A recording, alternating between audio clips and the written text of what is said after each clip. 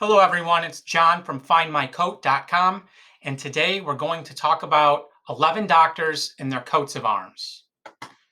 First doctor that we're going to talk about is Thomas Molyneux. He lived from 1661 until 1733. He was a lieutenant general and also a baronet. Now, a baronet was not technically nobility, but it was a hereditary title that came with some minor perks. He was an Irish physician who taught at Trinity College in Dublin. He published essays on a wide variety of topics, such as swarms of insects, eye diseases, and giants. He also had 16 children, so he has quite a few potential descendants out there today. The next doctor to talk about is Karl Caspar von Siebold, who lived from 1736 to 1807. He was a German surgeon and obstetrician who studied not only in Germany, but in Paris and London as well. He is credited as introducing the first modern operating room into the world in 1805. The next is George Baker, who lived from 1557 until 1584. We don't know much about him other than he was granted a coat of arms and he was the surgeon to Queen Elizabeth. The next doctor to talk about is Pedro Virgilio, who lived from 1699 until 1776. He was a prominent surgeon to the King of Spain, and he went on to found the Royal College of Surgeons in Spain. The next doctor is Andries van Wesel, who lived from 1514 to 1564.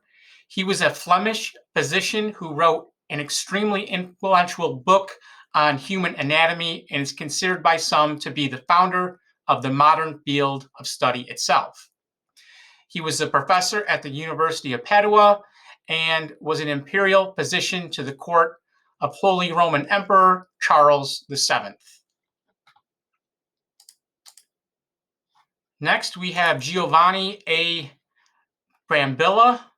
He was a chief surgeon of the Imperial Austrian Army, and he was the first director of the Surgical Academy in Vienna.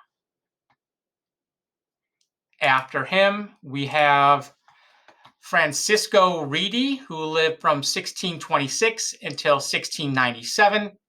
He was an Italian physician and biologist who was the first person to challenge the theory of spontaneous generation by demonstrating maggots come from eggs of flies. Next, we have Luigi Galvani, who lived from 1737 till 1798.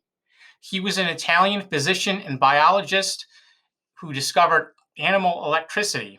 In 1780, Luigi and his wife Lucia discovered that muscles of dead frogs' legs twitched when struck by an electrical spark. Next, we have Antoine Dubow, who lived from 1756 till 1837. He was a French surgeon and head of maternity services to Napoleon and his second wife, Empress Maria Louise of Austria. He also delivered their son and successor to the throne, Napoleon II, for which he was given the title Baron of the Empire.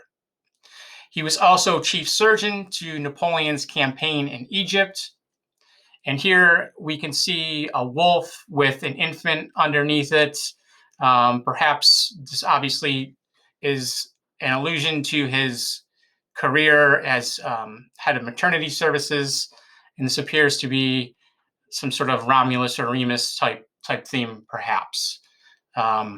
Next, we have Dominique Jeannari, who lived from 1766 until 1842. He was a French surgeon in Napoleon's army who is considered the first modern military surgeon. He was present at the Battle of Waterloo in 1815. His courage under fire was noticed by the Duke of Wellington, who ordered his soldiers not to fire in his direction, as to give the brave man time to gather up the wounded. And the Duke of Wellington also saluted his courage and described it as the courage and devotion of an age that is no longer ours.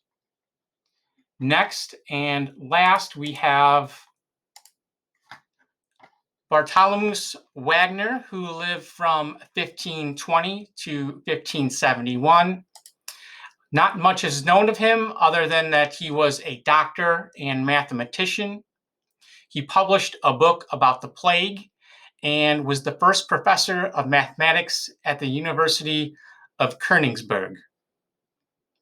If you enjoyed this video, please visit our website at findmycoat.com. Thank you.